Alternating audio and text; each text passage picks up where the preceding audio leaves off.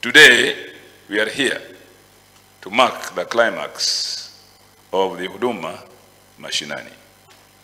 We have heard about the major issues raised during the sub-county forums.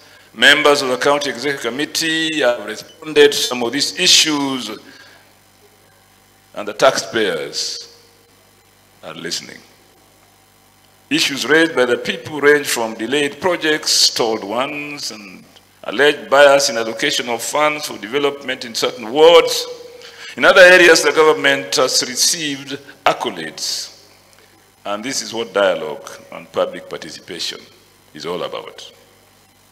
To strengthen public participation, we prepared the Kisumu County Public Participation Policy, which has been passed by the County Assembly, making us the few counties to do this.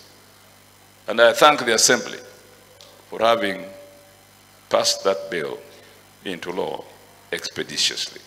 To improve our level of transparency and accountability, we have prepared an access to information policy, which is currently undergoing validation by stakeholders. I wish to assure the people of Kisumu that the county remains in safe hands even as we work on legacy and life-changing projects ahead of the end of my term in 2027. And I want to assure Anyang that it will be the end of my term.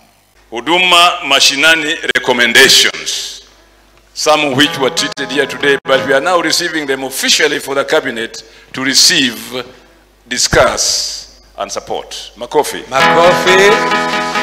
Thank you.